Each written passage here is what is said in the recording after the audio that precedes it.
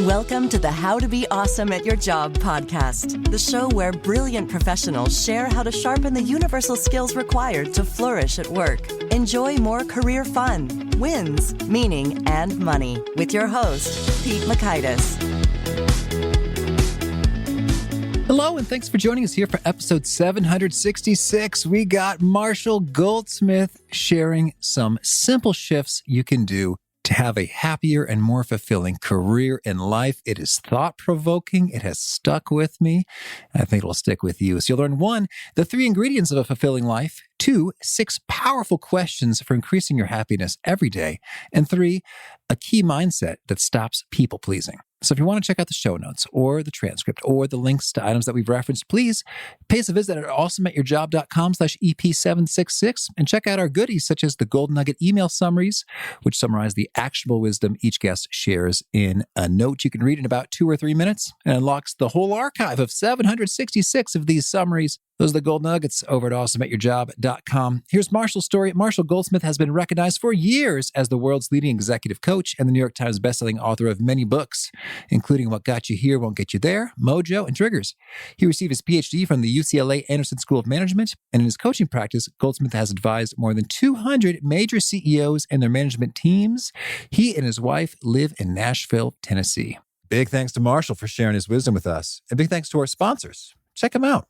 One sponsor to check out is Storyworth. Whenever I'm thinking about meaningful Father's Day gifts, Storyworth leaps to mind. Storyworth helps you preserve precious memories and stories from your father for years to come. Each week, Storyworth emails your loved ones a thought-provoking question that you get to help pick, such as, what's the bravest thing you've ever done? I personally love the prompt so much that I have refreshed Storyworth's questions page many times looking for more. Storyworth makes the writing process super quick and easy. All your loved one needs to do is respond to that email with a story, and then you get a quick copy of that. And after a year of this fun, Storyworth compiles your loved one's stories and photos into a beautiful keepsake hardcover book that you'll be able to share and revisit for generations to come. Families love Storyworth so much, they've got 25,000 5-star reviews on Trustpilot and have millions of stories preserved. So give all the fathers in your life a unique, heartfelt gift they'll all cherish for years. Storyworth. Right now, you can save $10 on your first purchase when you go to storyworth.com/awesome. That's storyworth.com/awesome to save $10 on your first purchase. And big thanks to our sponsor, Acorns. Acorns makes it easy to start automatically saving and investing for your future. You don't need a lot of money or expertise to invest with Acorns. In fact, you can get started with just your spare change. Acorns recommends an expert-built portfolio that fits you and your money goals, then automatically invests your money for you. NerdWallet.com, whom I love on these sorts of matters, gives Acorns a whopping 4.7 stars and says, quote, if you want to make the most of your spare change, there's no better place to do that than Acorns. Head to acorns.com/awesome or download the Acorns app to start saving and investing for your future today. And we got a legal disclaimer here. It may not be representative of all clients. Tier 1 compensation provided. Compensation provides an incentive to positively promote Acorns. View important disclosures at acorns.com/awesome. Investing involves risk, including the loss of principal. Please consider your objectives, risk tolerance, and Acorns' fees before investing. Acorns Advisors LLC, Acorns, is an SEC-registered investment advisor. Brokerage services are provided to clients of Acorns by Acorns Securities LLC, member FINRA/SIPC. For more information, visit acorns.com.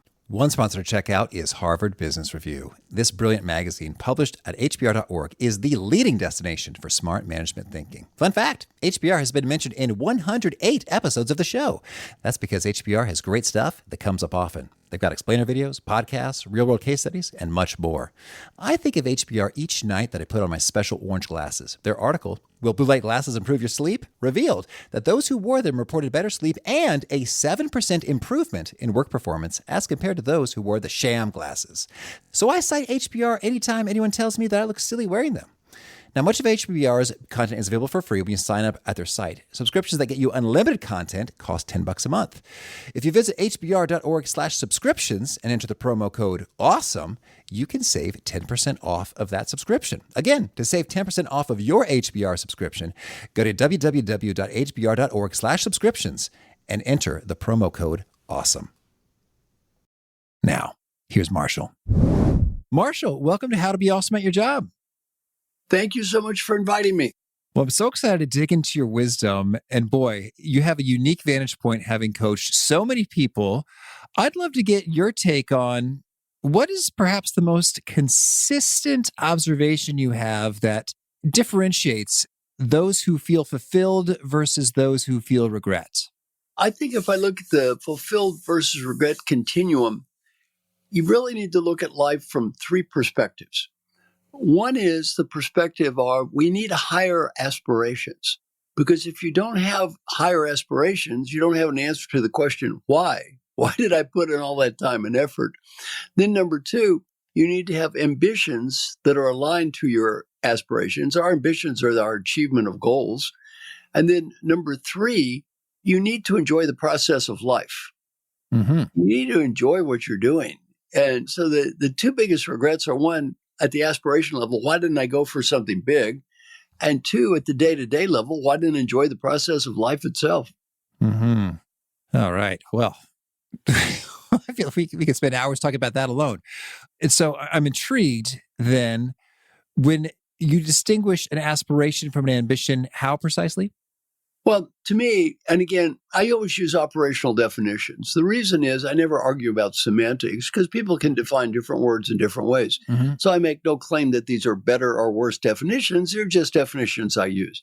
Okay. As I use the term aspiration, I'm talking to a higher purpose that does not have a finish line. An aspiration is, again, an answer to the question why. Our aspiration is the person we are trying to become, but it's not like you ever get there.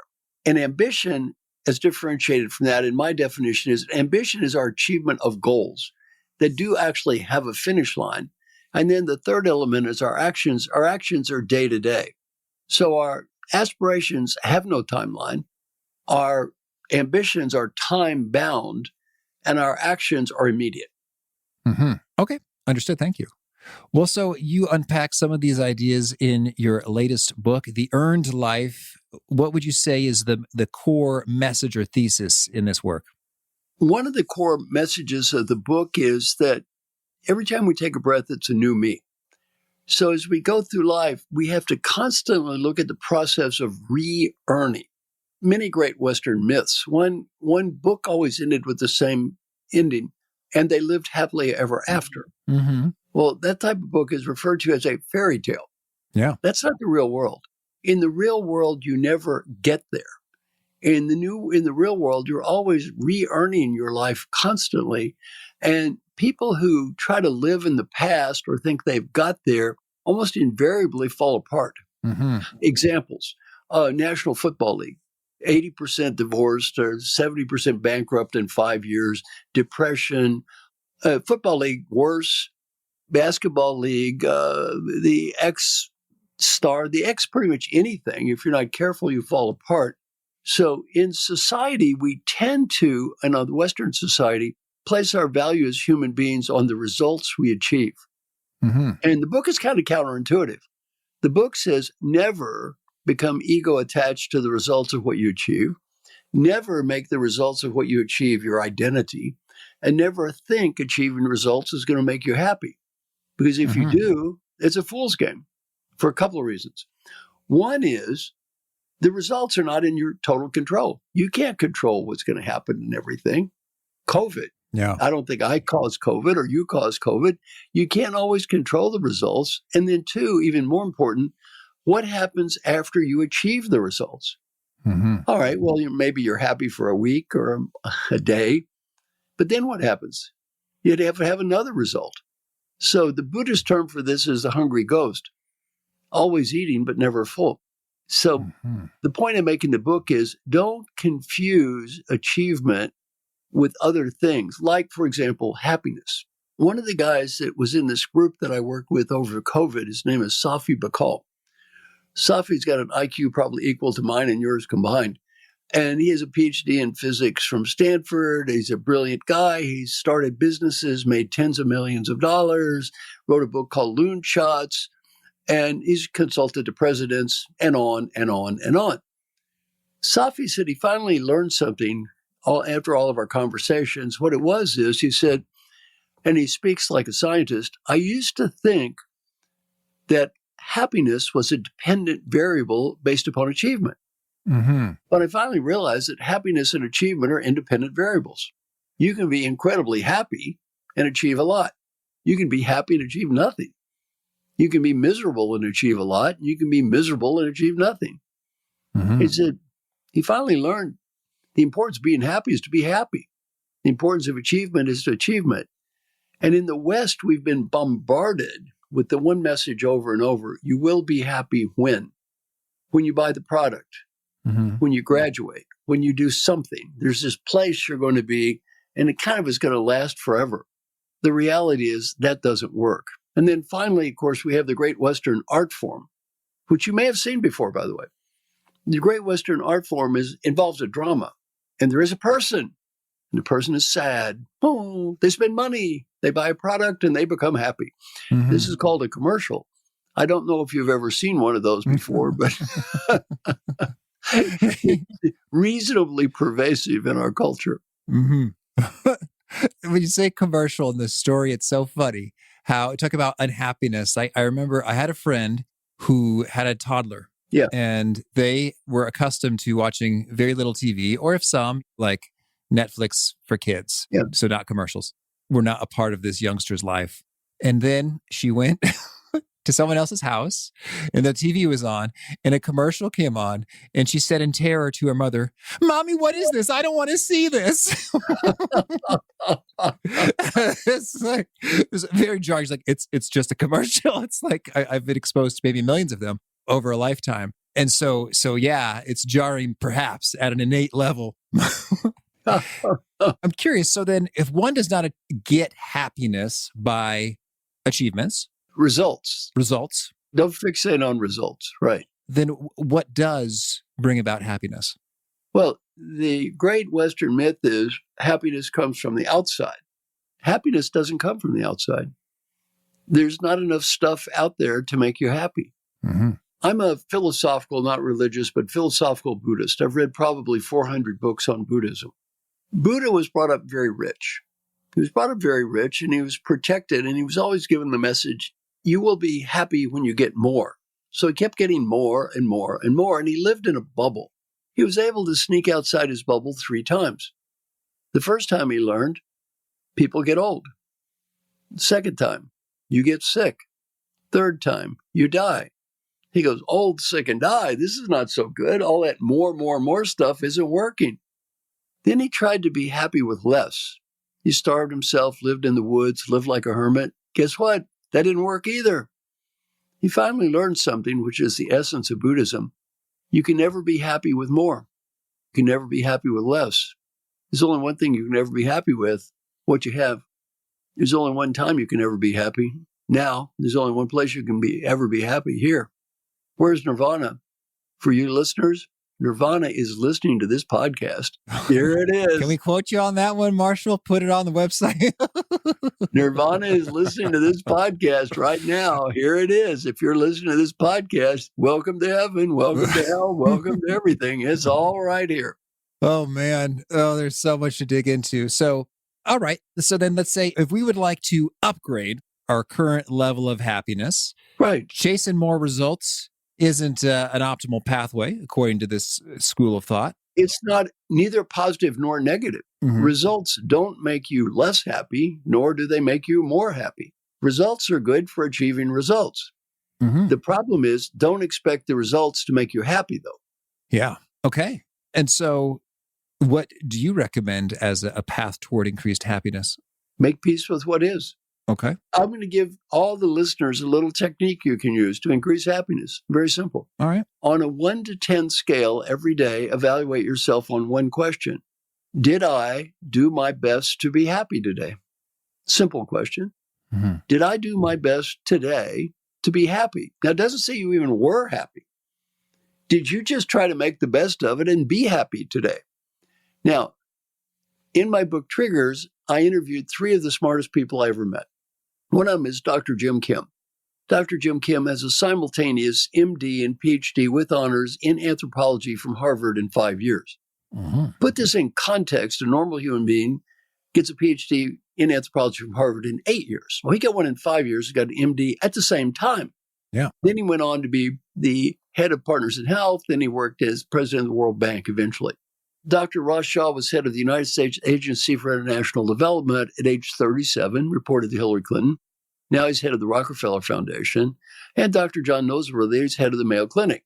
one of the best hospitals in the world. So I'm the coach of all these guys. All right. So I interview them individually and separately and ask a question. On the average day, how would you score in the answer to this question? Did I do my best to be happy today? All three had the same answer. It never dawned on me to try to be happy.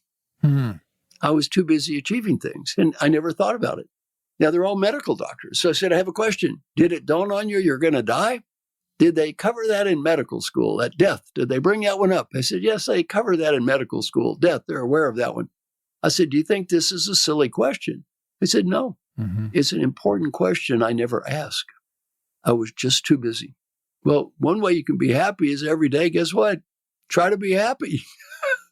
Okay. Well, and I guess when one tries to be happy, that there's individualistically, of course, different things make different people happy. Of course. And then I guess there's some universal phenomenon in terms of like human beings and their needs.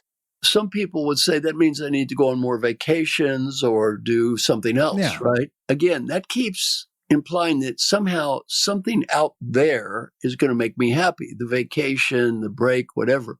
Try to be happy doing what you're doing now. Try to be happy at every second at work. Try to be happy on vacation. Wherever you are, just say, look, I'm going to make the best of this and be happy and make peace with what is.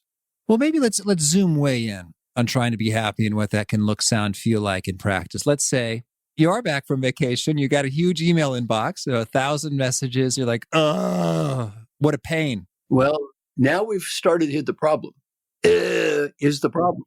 Okay. You know what you say? I've got 1,000 inboxes. I'm going to make the best of it. I didn't say, the question is not, were you happy? The question is, did you try to be happy? Did you make the best of the 1,000? Now, you may not be ecstatic with 1,000, but you have an option. You could be a victim, a martyr, poor me, isn't life awful? I have to do emails, wham, wham, wham. Or you could say, okay, I got these emails anyway. Let's make the best of it. All right. And then could you share some examples for what making the best of it might look, sound, feel like in that moment? Yeah, making the best of it is the first thing you tell yourself, I'm not going to be miserable. The second thing you tell yourself is, what can I do to make the experience more pleasant, which might involve music or whatever you can do. And then what you try to do is just optimize the experience in the best way you can. Okay.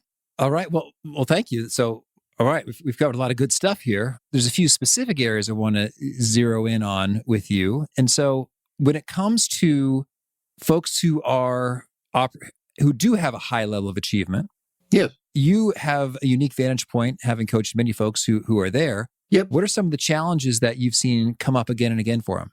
Well, I wrote a book called What Got You Here Won't Get You There, which kind of addresses classic challenges of mega successful people. And one of the classic challenges is this. I'm going to give you two or three.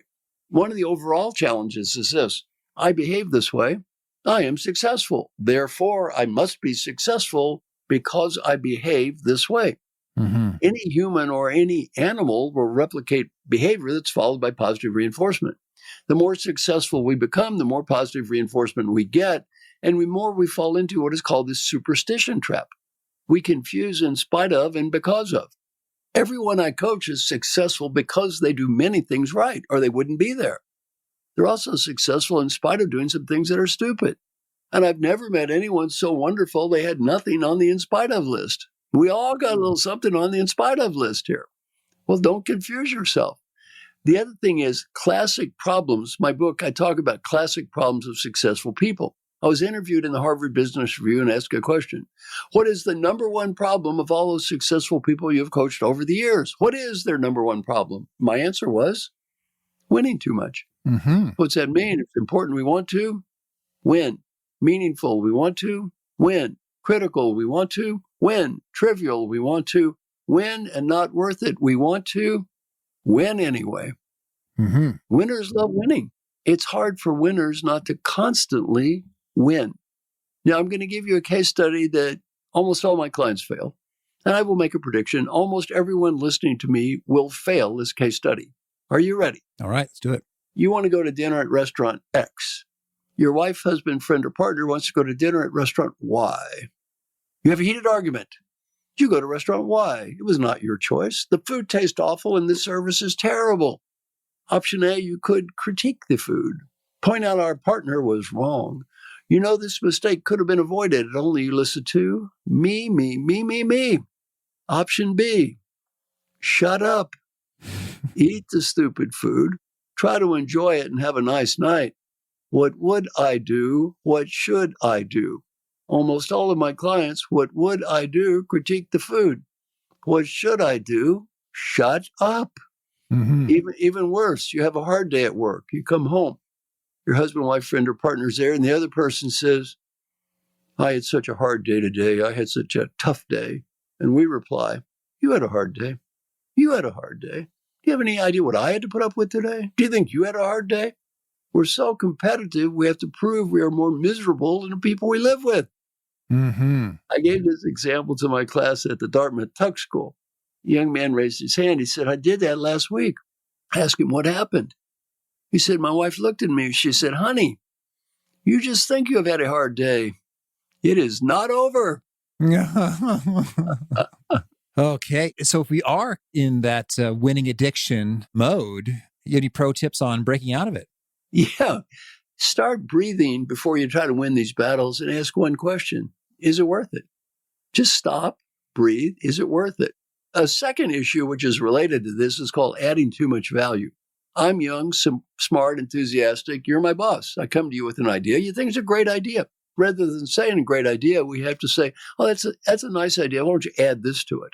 Mm-hmm. Well, the problem is the quality may go up 5%. My commitment just went down 50%. It's no longer my idea, boss. Now it's your idea. Yeah. Incredibly difficult for smart people not to add value.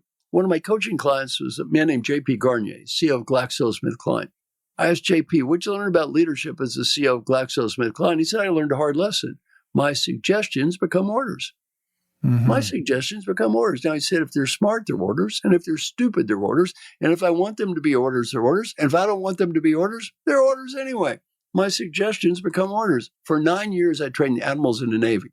What's the first thing I teach the new admirals? You get that star? Your suggestions become orders. Admiral gives a suggestion. What's the response? Aye, aye. Yeah. That suggestion is an order. I asked JP, what did you learn from me when I was your coach? He said, you taught me one lesson to help me be a better CEO and have a happier life. So what was it? He said, before I speak, breathe, and ask myself one question. Is it worth it? Is it worth it? And he said, as the CEO of GlaxoSmithKline, 50% of the time, if I had the discipline to stop and to breathe and to say, is it worth it? What did I decide? Am I right? Maybe. Is it worth it? No. All right. So again, there's just more shutting up, I suppose. Like, yeah, just shut that's up. an idea. Okay. Run with idea. it. Run with that idea you had, and I will just hold back my 5% improvement and let you own it all the more. Do it. Yeah, go out and delegate. Yeah. You know why? Effectiveness of execution is a function of A, what's the quality of the idea, times B, what's my commitment to make it work? Mm-hmm. And sometimes we get wrapped up in improving the quality 5%. We damage the commitment 50%. Yeah. It's not worth it. Yeah, I think of that. I've heard this in the realm of fitness, and I think it makes a lot of sense. It's something like an imperfect plan executed with perfect intensity will get far better results than a perfect plan executed with imperfect intensity. And so if you've got a thing you're doing that's working for you, and then someone says, oh, no, actually, you're doing that all wrong. You should really be doing, I don't know, intervals or more weight or whatever. It's like, oh, that just sort of, like lets the energy flows out, like, and then you have less commitment to do the thing and less great results flowing from it. Exactly. Okay, cool. Well, you also have some great perspectives on empathy in your book. Can you share some of these with us? I really didn't start learning this section till I was I'm 73 now, till I was probably 71 years old. I always thought empathy sounded like a nice thing. It sounds warm and fuzzy and kind and good. So I thought kind of always empathy is good. But then I began to study empathy, and I realized now empathy is sometimes useful, is often dysfunctional. So I've studied it, and there are 4 types of empathy I talk about in the book, and I'm going to talk briefly about each. One is called the empathy of understanding. Now, empathy just means being able to put yourself in the other person's position. Well, the first one is empathy of understanding. That's understanding where they are coming from. Now, that can be very positive. This is the one I'm best at as a coach. It's very helpful as a coach. I can use it to help people. It can also be used, though, to manipulate people. Mm-hmm. Advertisers have a great ability to understand where you're coming from, often better than you do. Let's take Budweiser. They do this ad for the doggy and the horse. Oh, that's right, with the Clydesdales and the owner, and they reunite at the... Oh, yeah. You can remember that ad. Now, they've spent hundreds of millions of dollars on variations of the little doggy and the horse. Why? Because it sells beer. Do you think anybody that goes in to buy beer, any man, some macho man going in to buy beer is saying, I want to buy this beer because I love the little doggy and the horse? No. That is exactly why they buy the beer. That's why Budweiser spends hundreds of millions of dollars on the doggy and the horse. They're not idiots, right? That's called the empathy of understanding. They understand the consumer better than consumer understands themselves. So empathy of understanding, propaganda people have great empathy of understanding. Can be positive, can be used to help you, can be used to manipulate you. The second one is called the empathy of feeling. I feel your pain. I feel your joy. Could be good. If you go to a football game, the feelings experienced in the brain by the fan is almost exactly the same as the feeling of the person getting the touchdown. I feel your joy, but also it could be I feel your pain. One of my coaching clients is the CEO of St. Jude's Children's Hospital. He gets to watch people die every day. Yeah. Well, you know what? He can't experience that feeling day after day after day and stay alive. He has to learn to block that out. The next one is called the empathy of caring. Sounds good. I care about what's happening to you. Obviously, that can be very positive, make you a better helping person. On the other hand, it could cause problems. Now, I love the example in my book. It's a hedge fund manager. The last thing you ever think of caring is a hedge fund manager of all people. Mm-hmm. I'm watching one of the world's top hedge fund managers get interviewed by another great hedge fund manager. So the one guy says to the other, why don't you have a fund anymore? You could make a fortune. The older guy says, I'm not as good as I was. The younger guy says, why not? The older guy says, I started caring. Mm-hmm. Now, he's worth at the time $3 billion. He said, obviously, I've made a lot of money. I've made tens of millions of dollars for others, billions for myself, but I've also lost tens of billions of dollars. I've probably won 52 and lost 48. That's pretty good, but it never bothered me. When I grew older, he thought, this is retirement money. This is people's health care. This is important. And I started worrying. And you know what he said? I became much less effective. Mm-hmm. Now he said, I only invest my own money because if I win, I win. I lose, I lose. It doesn't matter anyway. I just invest my own money. That's why you don't let parents operate on their children. They care too much. Yeah. Burnout in hospitals, too much caring. They can't let it go. They bring it home, care too much. And the final empathy is the empathy of doing. On the positive side, I'm not just caring about you, I'm doing something to help you. But on the negative side, that can lead to treating people like children. Yeah. Creating dependency. Mommy and daddy do it for you all the time. So what I've said is the most important empathy is what I call singular empathy. What that means is I am being who I need to be for the person I'm with now. Mm-hmm. I am being who I need to be for the person who I'm with now. I'm not being who I need to be because I just feel like being that way. And so it really doesn't deify a lot of things that are deified in society, like caring is good. Well, caring is not always good. During COVID, caring has caused all kinds of problems. Feeling other people's pain is certainly not always good. There's only so much of that you can do.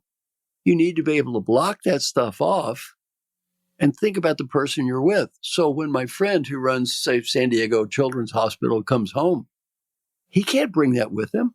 That's not fair to his wife. It's not fair to his kids. He's got to block that out, compartmentalize, and say, I'm going to be the father I need to be right now, not the person who was in the hospital 2 hours ago. Now, that sounds ideal. In practice, we are creatures with emotion.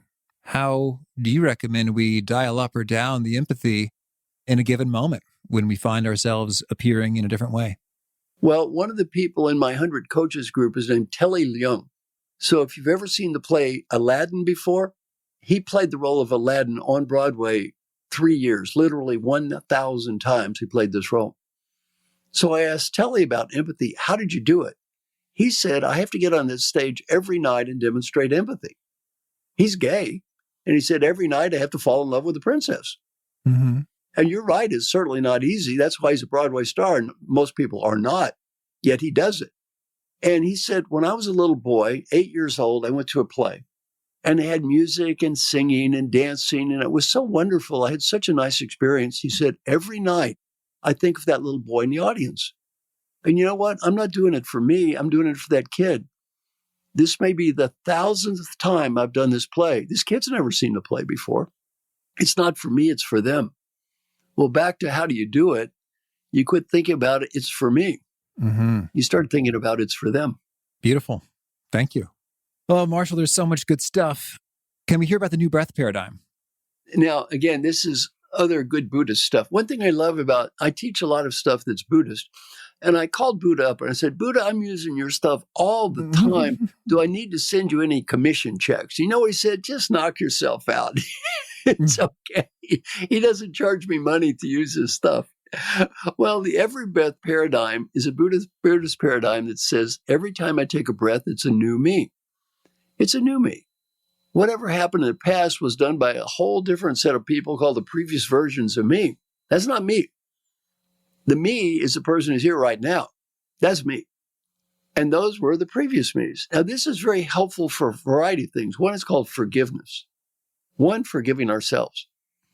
Basically, I ask people, take a deep breath and think of all the previous versions of you. Think of all the gifts those people have given the you that's here. Think about all the nice things they've done. Think about the people they've helped. If anybody did that many nice things, what should you say to those people? Thank you. Just say thank you. Did they make some mistakes? Let it go. Let it go.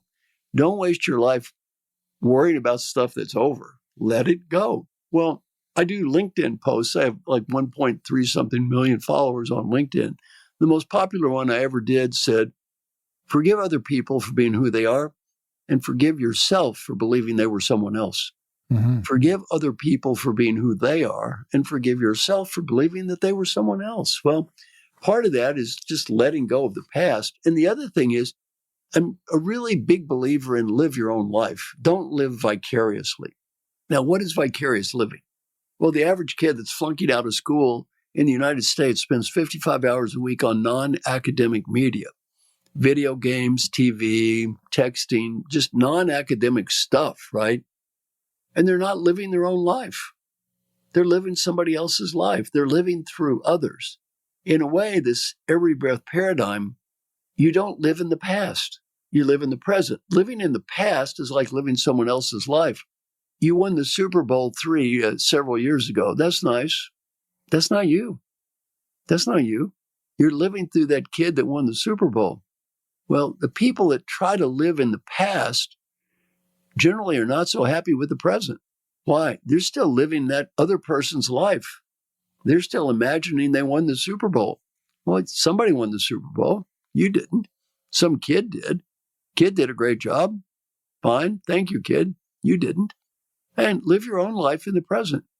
Mm-hmm. And so then that really connects to this earning, the earned life then. And when we say the word earning, maybe just to clarify, what precisely do we mean by earning and why the word earn? Well, I use the word earn in a way that says you're living an earned life when at any moment in time, and one of the keys is at any moment in time, that your risks, your actions, your commitments are aligned with a higher sense of purpose, regardless of the results.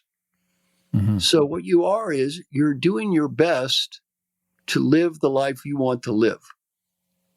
And an earned life is something that is constantly redone. Like I said, the fairy tale is they lived happily ever after. The great Western disease, I will be happy when I get the money, status, BMW, condominium, achievement, degree, blah, blah, blah. I'll be happy when.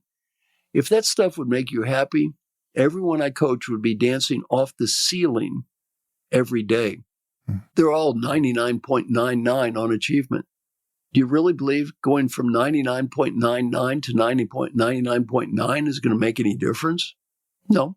If you're not happy at 99.99, That extra little bit is not going to matter. It's not going to matter. Half the people I coach are billionaires. One guy I'm coaching is worth $4 billion. And what am I supposed to do? Help you get up to 4.1? What does it matter, right? Well, it doesn't matter. It doesn't matter. Yeah. So, an important thing is just being happy. Now, I didn't mention the marshmallow study yet, right?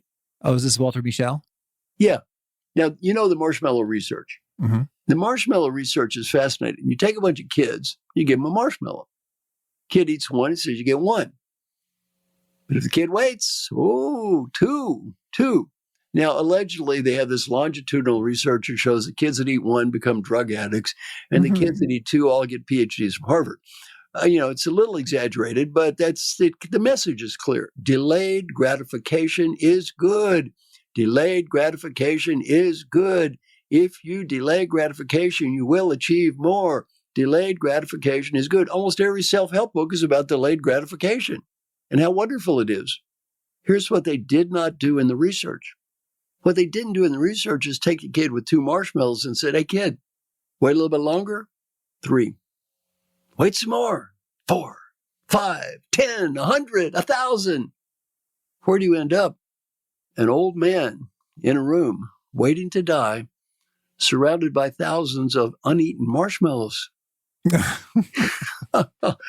If all you do is delay gratification, guess what you get in life? Delay. Guess what you don't get? Gratification. Jack Welch was a former CEO of GE, very famous guy. Jack Welch almost died. He has a triple bypass. My friend knows Jack Welch. So he said, what was your reflection on life upon almost dying? You know what Jack Welch said? Why am I drinking the cheap wine every night? No. Jack Welch has this incredible wine collection of amazing wine.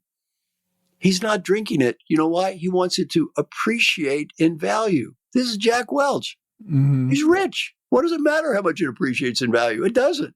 He's drinking cheap wine so the good stuff can appreciate in value. You know what he said? I've been insane. What am I doing? No more cheap wine for me. Okay. There you have it. Well, and so then, how do you recommend we navigate that? As sometimes these things are in tension. Let's have the great wine versus let's let it appreciate. Let's have a marshmallow now versus invest or wait for more later. It seems like you can go to either extreme to your detriment. Of course. How do you kind of make the call? Let me give you how you hit the jackpot of life, okay? It's not that complicated. What matters? 1, you need to be healthy. Oh, I can't control that. 2, you need at least a middle-class income. Well, I'm not an expert on finance or helping you make money. Most of your listeners probably do have at least a middle-class income. And by the way, if they don't, they might not be as happy. If they do, being a multi-billionaire won't make any difference statistically or not much. And then number 3, you have to have great relationships with people you love. Assuming you have great relationships with people you love, 1. 2, you're healthy. And then 3, you're making a middle-class income. What matters in life? 1 is I have a higher aspiration. Mm-hmm. I have a reason for doing this. And it doesn't have to be religious. It could be any higher aspiration, great family, whatever it is. 2, I'm achieving things that are meaningful to me, that are connected to this aspiration. And 3, I'm enjoying the process of life. That's about it. If the answer is I'm enjoying this, I'm having a good time, I'm doing something that's meaningful for me and it's connected to a higher aspiration, you just won. That's about it. If there's more, by the way, I'm unfamiliar with what it is. Okay. And I finally want to get some perspective from you about credibility. How do we earn that, have that? Well, credibility, there's a lot of irony about the concept of proving ourselves. As we go through life, we constantly have to prove ourselves. You've taken thousands of tests. You've had to prove you're smart. We've had to fit in. If you look at our ancestors, if you didn't fit in, you died. Well, we've always had to prove ourselves. It's very hard to stop. Yet, if you look up need for approval and do a Google search, almost every URL says it's a psychological dysfunction. Yeah, need for approval is a psychological dysfunction. That's a little insane. We all need approval. We couldn't survive if we didn't get some forms of approval. Children learn this before they learn how to speak. They learn how to gain approval. Well, here's the issue. When is need for approval useful, and when is it dysfunctional? In my book, What Got You Here Won't Get You There, most of the book is about people who spend too much time proving themselves. They win too much. They prove they're right. They add too much value. They oversell. Classic problems of very high-level, aggressive, smart people. I wrote a book with Sally Helgeson, though. She's the lead author, called How Women Rise. And Sally said many women she works with have the opposite problem. They don't promote themselves enough. They hide their light under the bushel. And she has a good technique for working with women like that. She asks them a few questions. Question number one, if you became more influential and powerful, would the world be worse off or better off? Well, they usually say, I believe it would be better off. Question two, does trying to become more influential and powerful make you uncomfortable? Yes, it does. Mm-hmm. Question three, what's more important to you, being comfortable or making a positive difference in the world? There you go. You don't get it both ways. Whew. Nice little combo there. Yeah, you don't get it both ways. If you're uncomfortable with trying to be influential, don't whine because you're not making any difference in the world. All right. Peter Drucker taught me, I was on the advisory board of Peter Drucker Foundation for 10 years. He taught me many wonderful lessons. I'm very lucky. One lesson was this. He said, our mission in life is to make a positive difference, not to prove we're smart, not to prove we're right. Message two, every decision in the world is made by the person who has the power to make the decision. Make peace with that. Not the smartest person, the best person, a fair person, a good person. Decisions are often made by insane people. Make peace with that. If I need to influence you and you have the power to make the decision, there's one word to describe you. It's called customer. One word to describe me. It's called salesperson. Mm-hmm. Sell what you can sell. Change what you can change. And if you cannot sell it and you cannot change it, just take a deep breath and let it go. All right, Marshall, thank you. Anything else you want to make sure to put out there before we shift gears and hear about a few of your favorite things? We can shift gears, save a few minutes at the end for a final bit of advice. All right, shall do. Can you share a favorite quote, something you find inspiring? I'll give you a great quote from my favorite movie. Now, this is a Buddhist movie. A lot of people don't understand that. My favorite movie is The Wizard of Oz. Mm-hmm. And the great quote is, there's no place like home.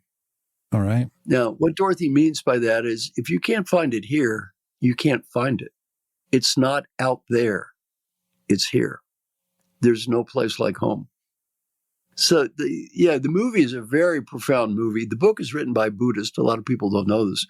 And it's really a great Buddhist parable of life. She always has the ability to go home, but doesn't know it. The Tin Man already has emotions, but doesn't know it. The Scarecrow is always coming up with good ideas. The lion does good things.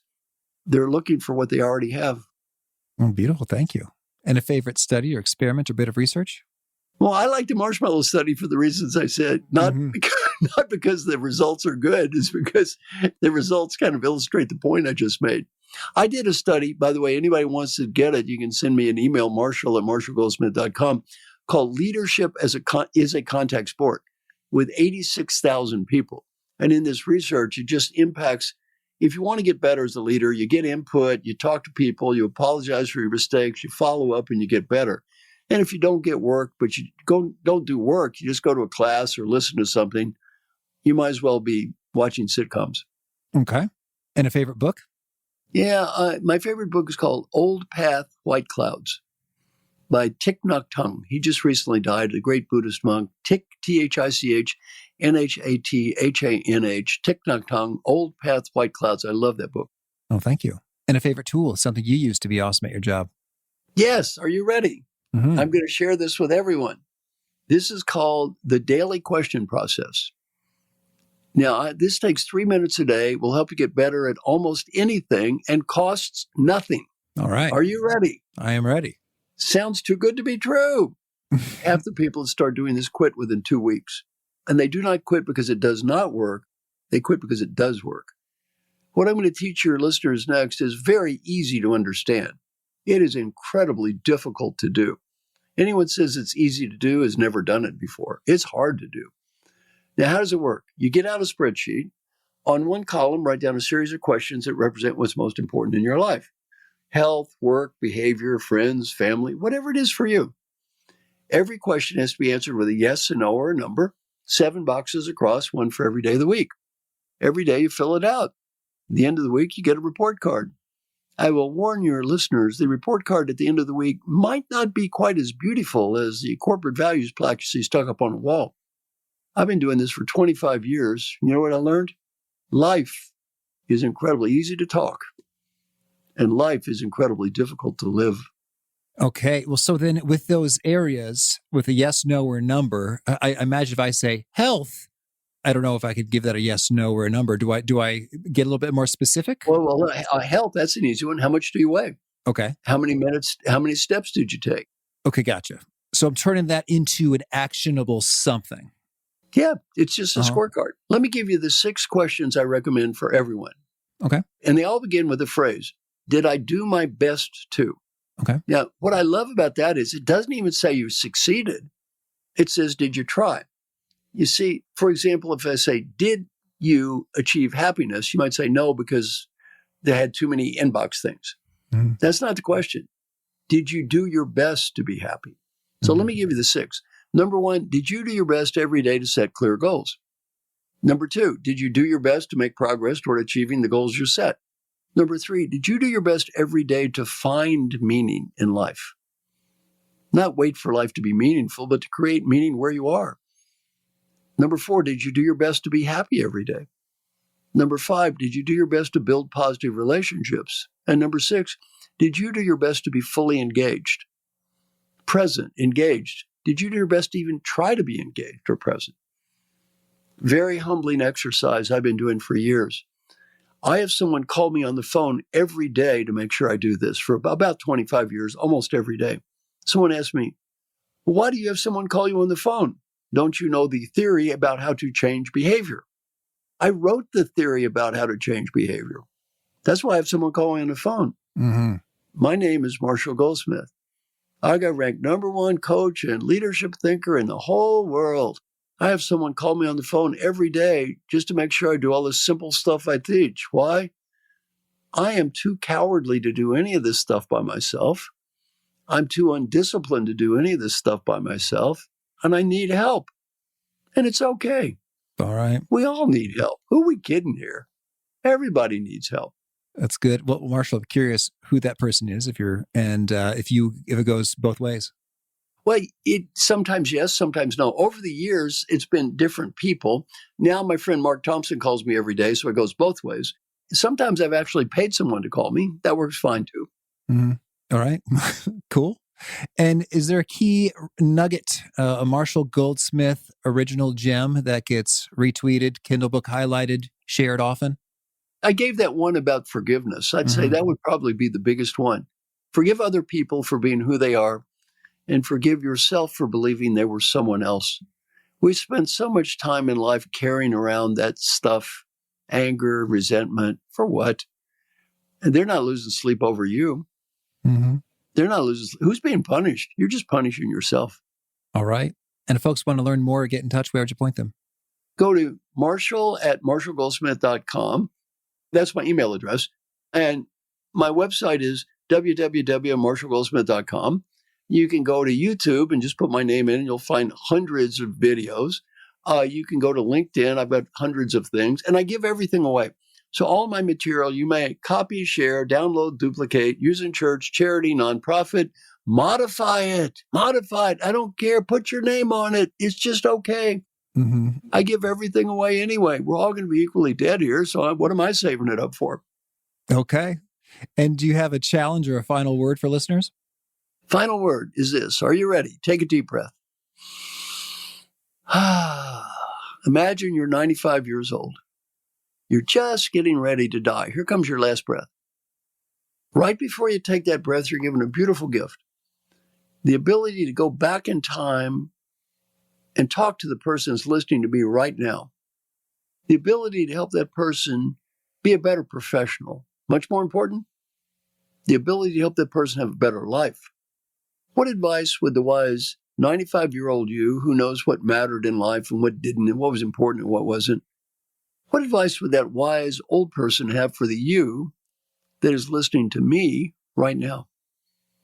Don't just say anything or do anything. Just answer that question in your mind. What advice would that old person looking at death have for you? Whatever you're thinking now, do that. In terms of a performance appraisal, that's the only one that's going to matter. That old person says you did the right thing, you did. That old person says you made a mistake, you did. You don't have to impress anybody else. Some friends of mine interviewed old folks who were dying and got to ask this question.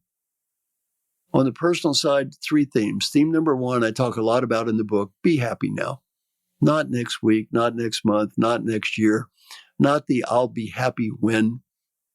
Don't spend your life chasing what you don't have and ignore what you do have. Common comment from old people, I got so busy chasing what I didn't have, I never saw what I did have, and I had everything. Learning point number 2, friends and family. Never become so interested climbing the ladder of success you forget the people that love you. When you're 95 years old and you look around your deathbed, none of your coworkers wave and goodbye. You realize these people are important. And then number 3, if you have a dream, go for it. If you don't go for it when you're 35, you may not when you're 45 or 85. And it doesn't have to be a big dream. Go to New Zealand, speak Spanish, play guitar. Other people think your dream is goofy. Who cares? Who cares? It's not their dream, it's your dream. It's not their life, it's your life. Business advice isn't much different. Number 1, life is short. Have fun. Number 2, do whatever you can do to help people. The main reason to help people has nothing to do with money or status or getting ahead. The main reason to help people is much deeper. The 95-year-old you will be proud of you because you did and disappointed if you don't. And if you do not believe this is true, interview any CEO who's retired and ask them a question. What are you proud of? I've interviewed very many. None told me how big their office was. All they talk about is people they helped. And then final advice is go for it. Worlds are changing. Your industries are changing. Do what you think is right. May not win. At least you tried. Old people, we almost never regret the risk we take and fail. We always regret the risk we failed to take. And finally, thank you for asking me to work with you today. And my goal in this podcast is simple. As I've grown older, my level of aspiration is actually going down and down and down. My level of impact up and up and up. Why? Quit worrying about what I'm not going to change. Let me give you my goal. If a few people listening to this have a little better life, this is good use of my time and hopefully good use of your time. Amen. Marshall, this has been a blessing, a treat. Thank you for all you do. And please keep it up. Thank you so much. Boy, so much of what Marshall has shared has really stuck with me. And I think about it, trying to be happy. Like, what does that consist of? We talked about the email example. There's optimizing that experience. And there's so many flavors that can take. If you get a little silly and creative with it, like I was like role playing. I am Jack Bauer from 24 or Chloe from 24. Like, oh, Jack, I'm trying to access the whatever on this email. And then Jack is frustrated. Or you turn it into a workout in terms of after so many emails, you're going to do some squats or some push-ups. Or you make it harder by putting on some burlap sackcloth and a weight vest and then do it while you're standing up. It's like, oh, this is tough, but I feel victorious when I'm done. Or have a delightful beverage or play music like Marshall suggested. Or have a race against the clock or trying to get into the mindful groove of I can feel the keys and hear the keyboard as you cruise through them. Or you decide that you're going to have a celebration at X emails, etc. There are different ways you can pick out a pleasant emotion and see how this can connect to that, as well as just some of the practices. I'm thinking about making sure you get your fish oil.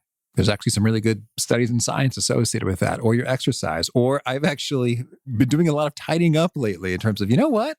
Look at this messy desk is not as enjoyable as having a clean desk.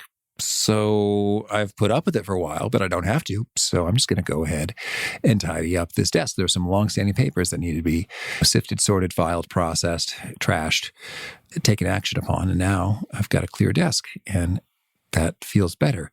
As well as questions about, I do my best. It brings me back to childhood sports type things like, oh, well, did you lose? Oh, that's too bad. But did you do your best? Then that's all that counts.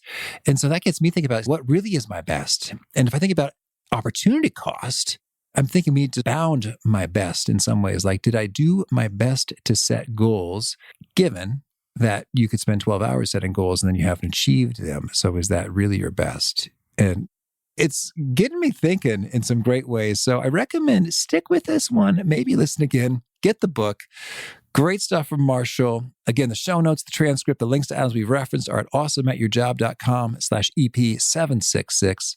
Hope to catch you next time, and peace. Thanks for listening. To get the most out of the show, we recommend 2 key things. First, check out the extra resources at awesomeatyourjob.com. You can find this episode's transcript and links, as well as the perfect episode for your situation. You can search the full-text transcripts of hundreds of episodes or explore episodes tagged by topic and competency covered. Second, subscribe to the podcast and get future episodes automatically. You can subscribe by telling Siri and several other smartphones and speakers, subscribe to the How to Be Awesome at Your Job podcast, or by tapping subscribe in your podcast player of choice. If you'd like some extra help figuring out podcasts and how subscriptions work, visit awesomeatyourjob.com/subscribe for guidance. Hope to catch you on the next episode of How to Be Awesome at Your Job.